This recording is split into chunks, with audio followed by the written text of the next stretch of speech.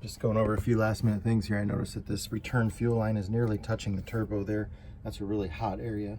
So I want to bring that down as far as I can and get it zip tied out of the way. Certainly don't want to have that, but it was, before I moved it, it was up there. That could be bad. So today I'm just looking over stuff, final stuff, and I look at this bolt that's on here. I'm like, yeah, that's some homemade shit.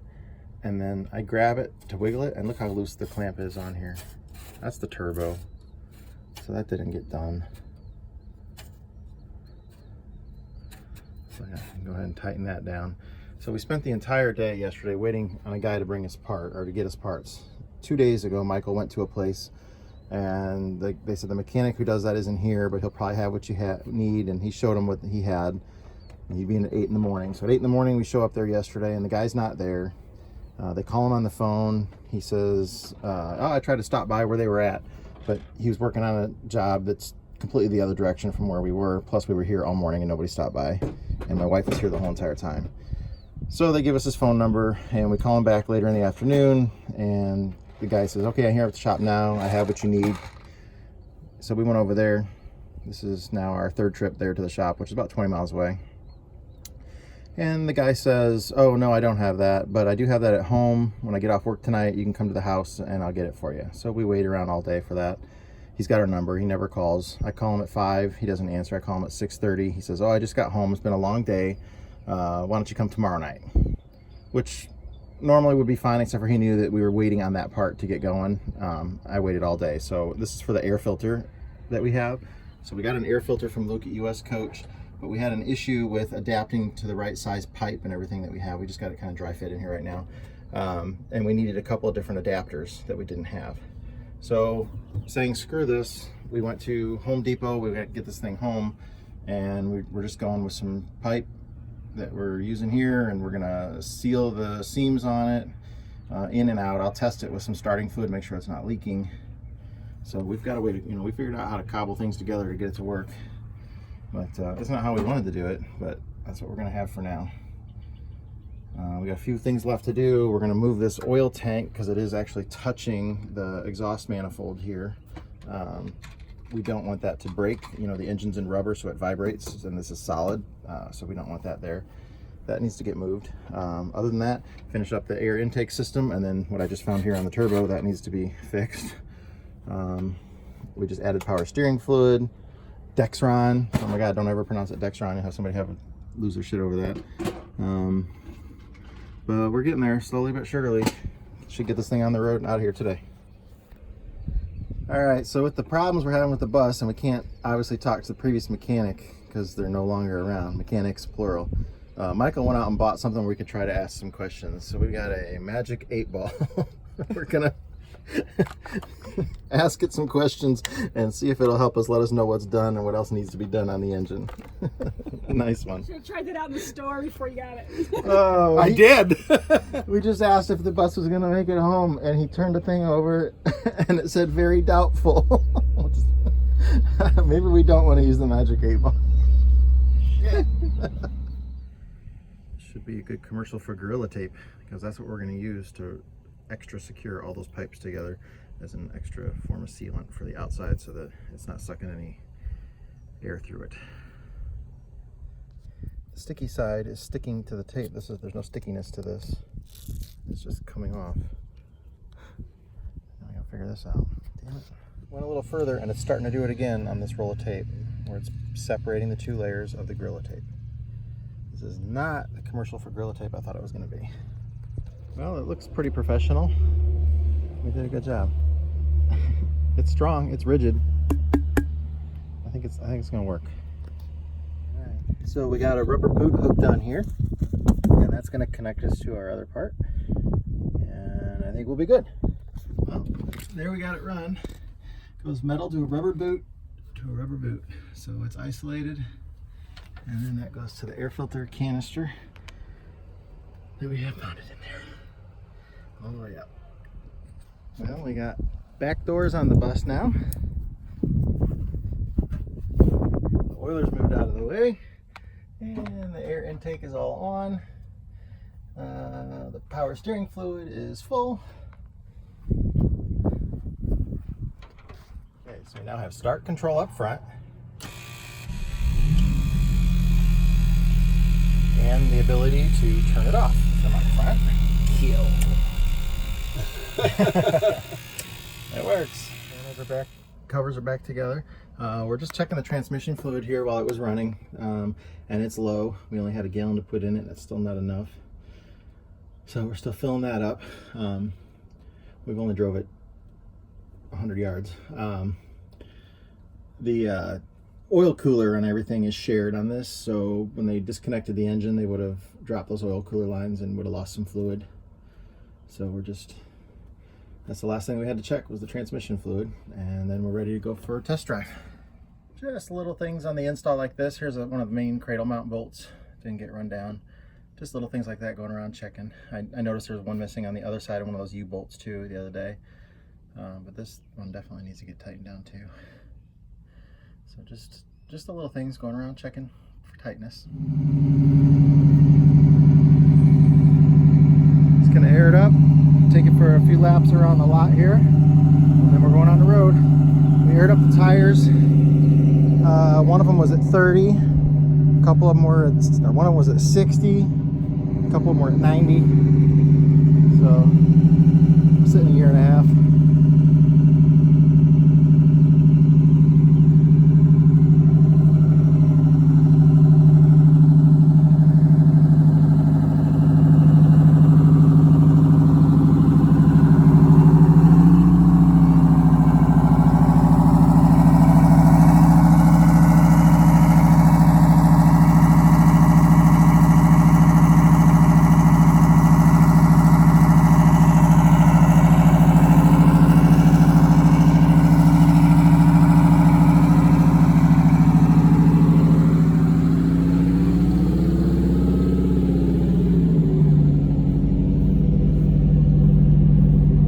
Was 2.5 gallons low on trans fluid. How's your air? Almost 90.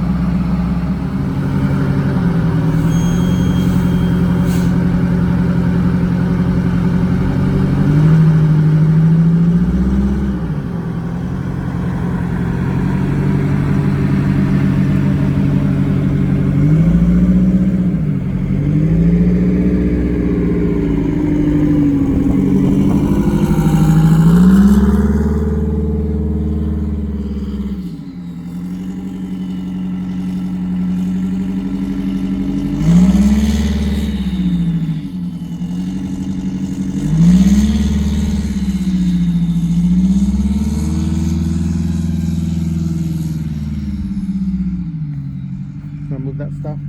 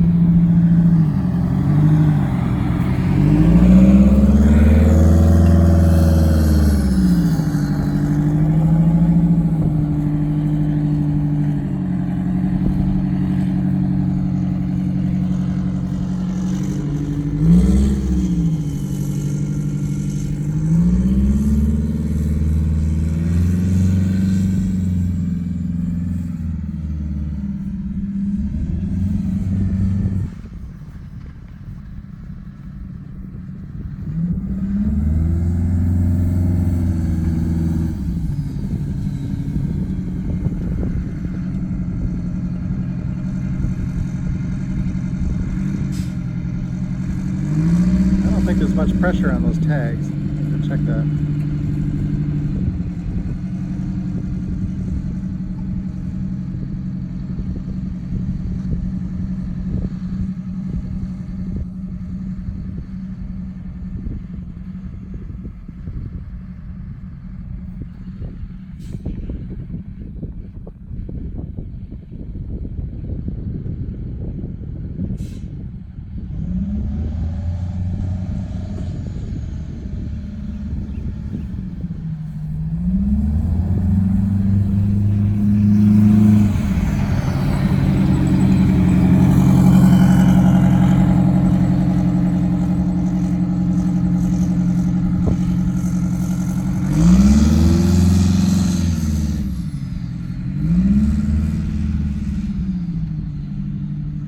Yeah,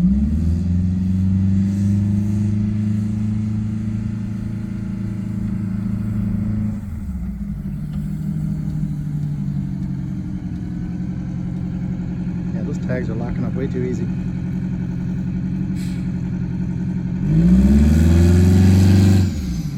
It's definitely getting full throttle.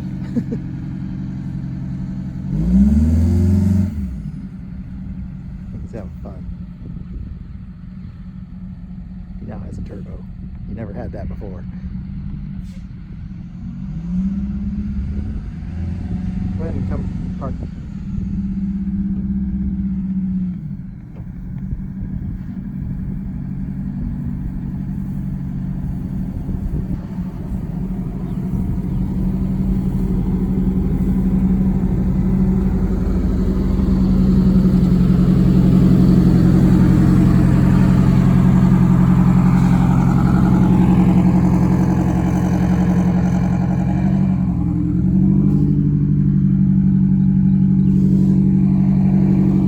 Tags were not, there was no pressure on them, so we turned those back on. We added a gallon of coolant once we got the thermostats open.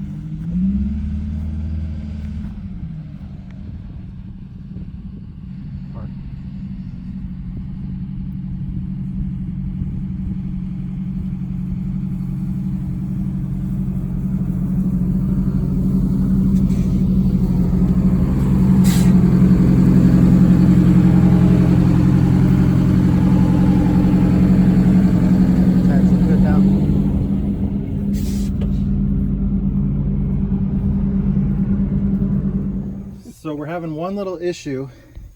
The temperature gauge up front is reading, it read 180 earlier. Or no, it was 190. Yeah. And these were 160. Is that the tag coming down? Must be.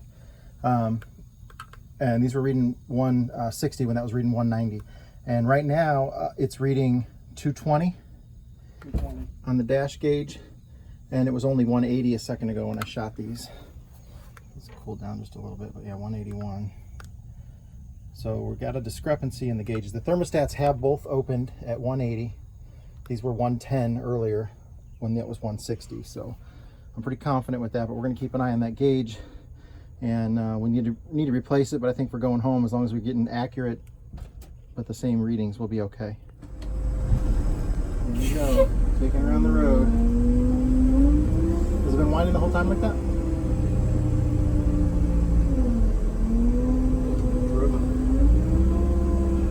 Well, it was low, it's probably got a little bit of air in there. We'll have to check that again.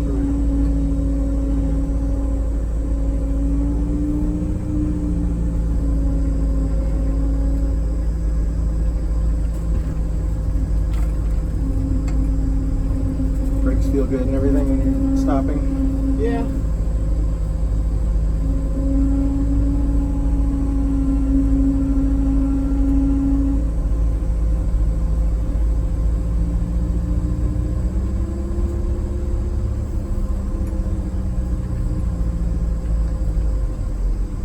I don't know what's down that way, but it might be easier to go that way. It's going to be a lot easier to pull out that way. Try not to hit directly trucks.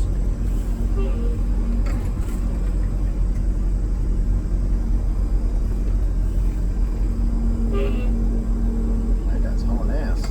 Yeah, he is. We'll clear this way. You should fill that place up with dust. That's Yeah. good. I'm taking a shower. Yeah, I didn't think about that.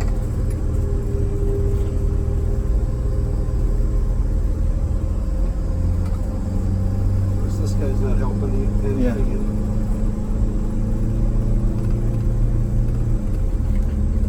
Is that good? How much into the throttle are you?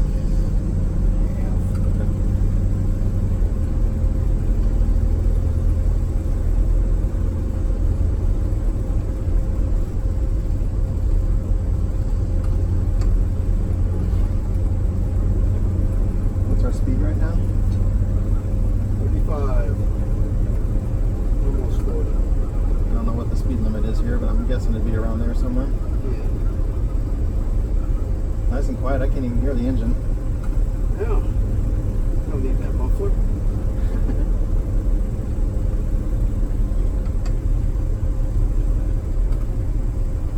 Give your brakes a little check here. Yep, they're working good. You mean before we hit the end of the road? Before they come to the T, yeah.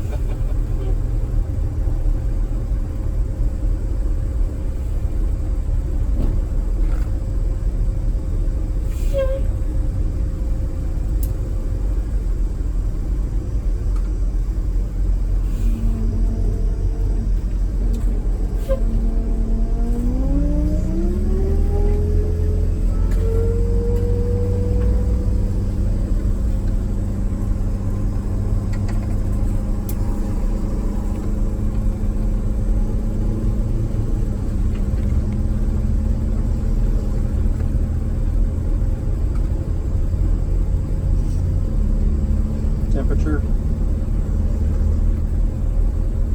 30. Okay. Our concern was going to be like 235. We were going to start to check it, right? Ish. Yeah, it's a tight gap between 200 and 240. Okay.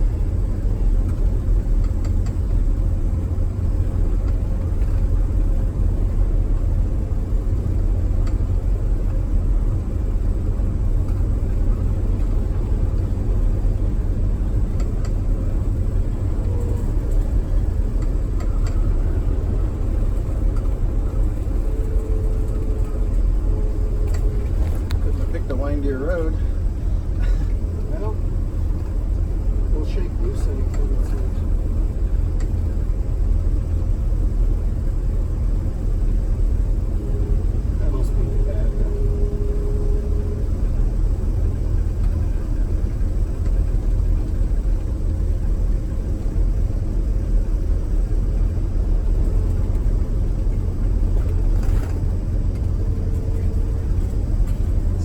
throttle response and everything right? I mean, you're just kind of putzing along? Yeah. Well, I'm doing the speed limit. Okay, no, I didn't. I just wanted to make sure you weren't trying to go faster and it wasn't. It's a little notchy, but it's not bad. I'm guessing we can turn right here. Yeah.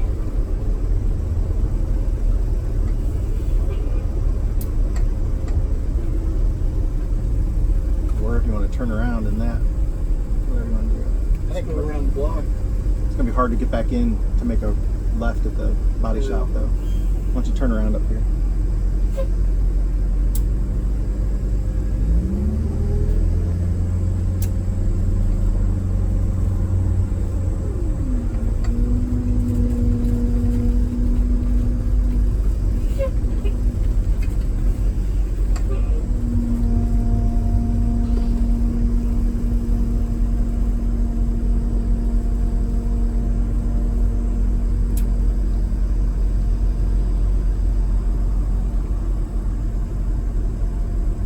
Temperature still reading about the same? Yeah. Okay.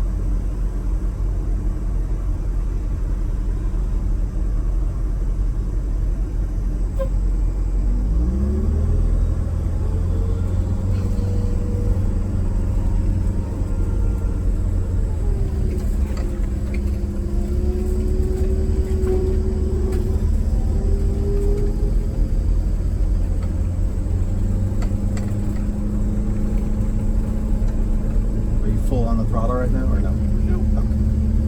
Now full throttle.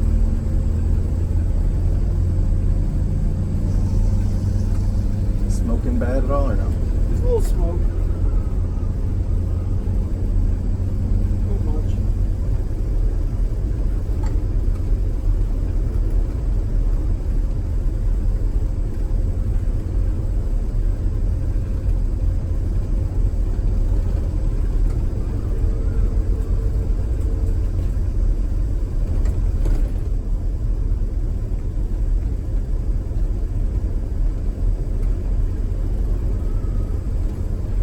Temperature's still about 235 or like that? Yeah. Okay.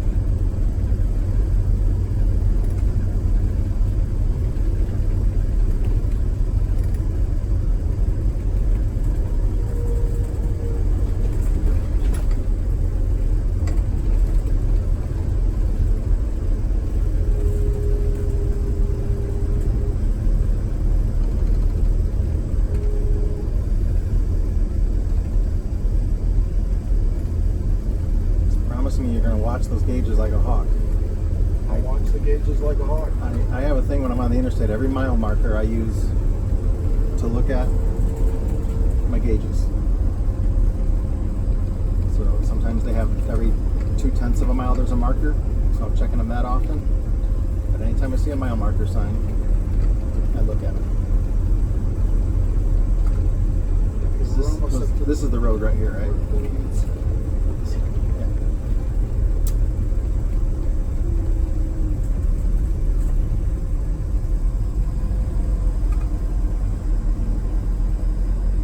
Yeah. No.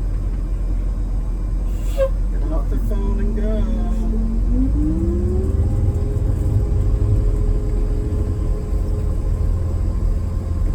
And accelerate pretty hard here if you can. I just want to see what it's got. Oh yeah, I can feel it. 74. Yeah, it's going. Okay.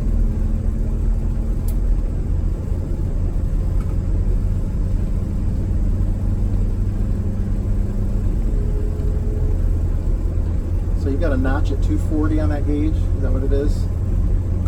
Is there? Yeah. So I would use that as your Don't get that. your caution mark there. Well, that's probably gonna be like 190. We'll see when we pull over. But at least you have a reference point. Yep.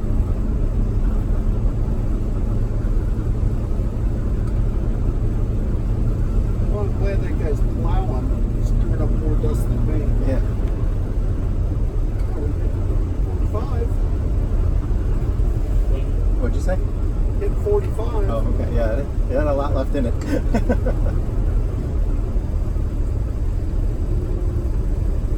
So what the people know in the video don't know is the air conditioning sucks in here, so it's like 120 in here.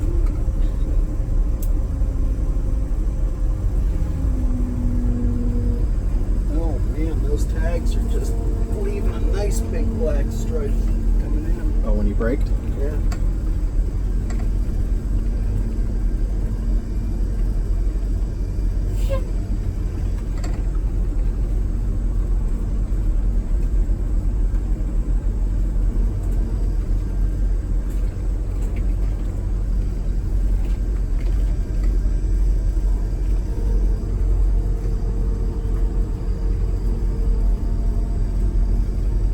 That gauge reads About 230. okay, so 35. as soon as we get out, leave it running. I'm gonna check it while it's running.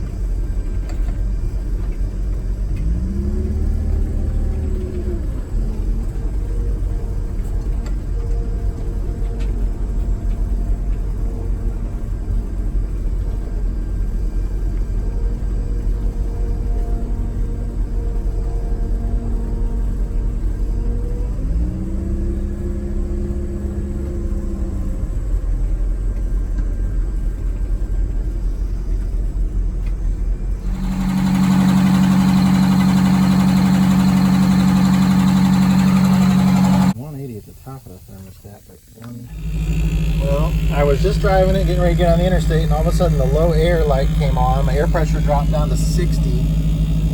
My brakes didn't apply yet. I was able to get here to a fuel station, and then once I used the brakes a couple times, the air went below 60. It's not going up now.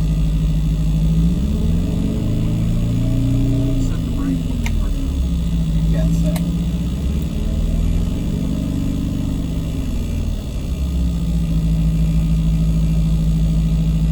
Figure out what we blew back there.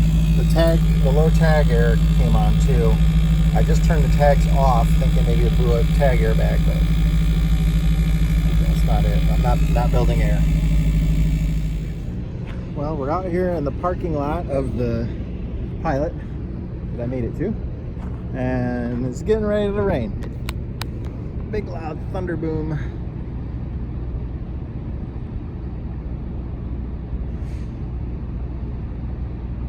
There's another. Roadside assistance ETA is 129 minutes. I just want them to come and hook up a compressor to it, and maybe we can find the air leak.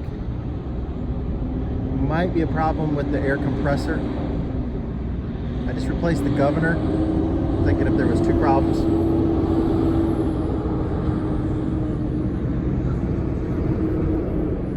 But it's not the governor. It's not making air, so it could be the compressor. I did add air from the front driver tank, and the suspension stayed up the whole time. It hasn't come down. When I added air to the front tank, the gauge is reading 50 psi inside the bus right now. It's holding at 50. It's not losing any. There's thunder.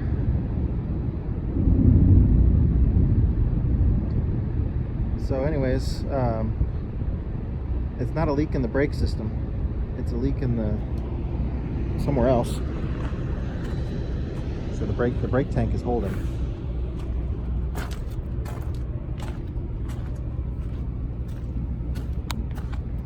There were a couple of little leaks that we heard before. There was a little diaphragm that was leaking, and his air shutters were leaking, but it was just a really tiny little leak in there.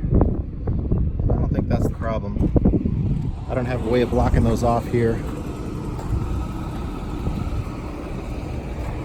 So anyways, I replaced the governor, thinking that could have been it.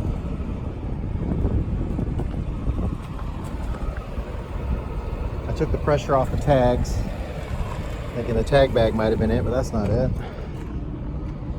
So, I don't know. I hope it doesn't pour down rain now. The story is, if you do 1,000, it's like it's good luck. And there was a girl that was at Nagasaki and got radiation poisoning. Before she died, she folded 1,000-piece cranes.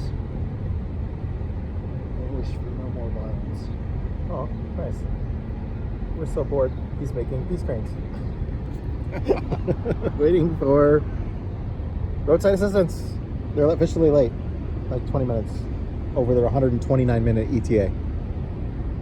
All right, so I'm back in the bus now.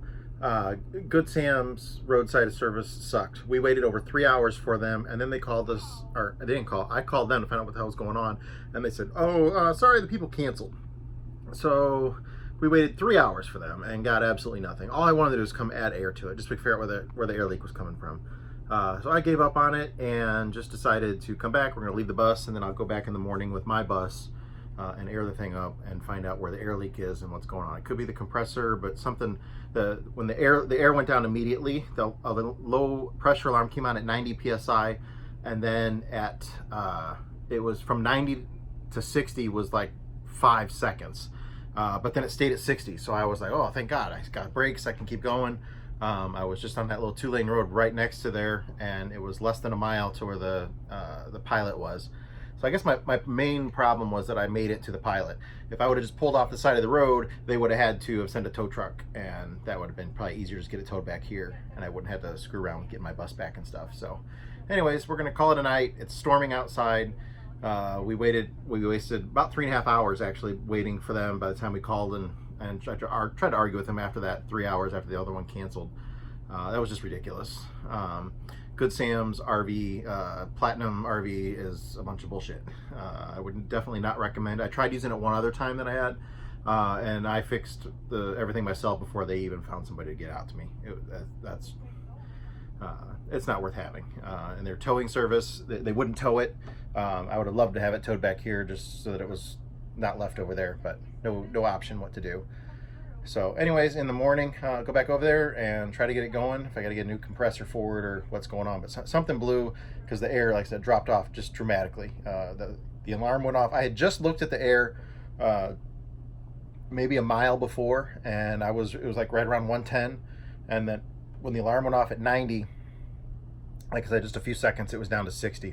I was in full panic mode, like over what happened last time when I lost all the air pressure, but it stayed at 60 then, and it never went. I just never touched the brakes the rest of the way. I knew if I used them, that was gonna be it.